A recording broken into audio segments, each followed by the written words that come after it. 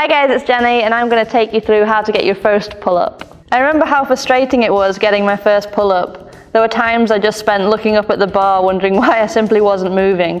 It didn't feel like I could use any muscles at all and I was just getting stuck. The best way I found to finally get my chin over the bar was a combination of simpler movements that were similar but easier and variations that took away a lot of my body weight. So the first exercise is the Australian pull-up. Have your bar set up quite low in the rack, around about hip height. And go underneath the bar, hands about shoulder width apart. You'll work out your feet position as you go, but straighten your arms, pull your chest up to the bar. So the further your feet are away, the harder it is.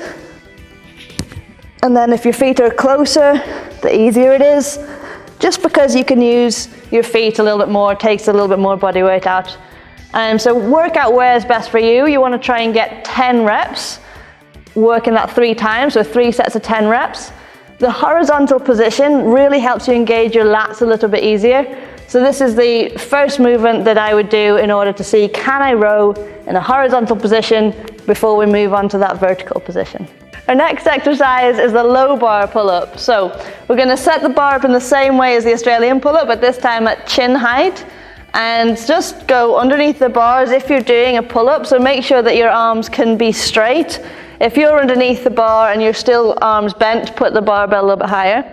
So kneeling down with our feet behind us, and using our feet as little as possible, pull up so that your chin goes over the bar.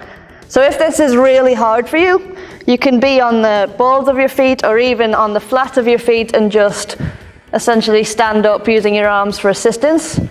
But overall, we want to use as little help from our legs as possible. So if you can go on the backs of your tippy toes, that's ideal. So I really don't want to put weight in my feet because it will just be sore.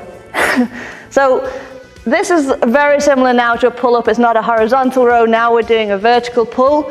So you've got to be careful to start using your lats. It's really, really tempting to start pulling with the biceps, but try and think about pressing into the bar, engaging from this part of your body first. So pull with the lats rather than the biceps for this one. So use as little assistance as possible to make sure you can get 5 by 5 sets of this exercise. Next exercise is a negative pull-up. That's going to work on our eccentric strength and it's going to get confidence on the actual pull-up bar. So set up a box or a step or anything that will actually allow you to jump up over the barbell into that finished position. And then see, can you hold yourself here? So if you jump up and you immediately start to fall down, then just work on holding it for now. Just jump up, build up a hold for 10 seconds, and then we can move on to the actual negative pull-up. So if you've got that 10-second hold nailed, we'll start lowering ourselves down. So jump up to the top and as slow as possible, lower yourself down all the way to straight arms if you can. Cool. So the first one you do might be a bit fast. The first few you do might be a bit fast. But over time they'll get slower and slower, and you just want to check that you've got control to that full range. You don't just like start to go slowly, then you drop, and then you start to go slowly, and then you drop. You know, you're going to have control throughout that entire range of motion.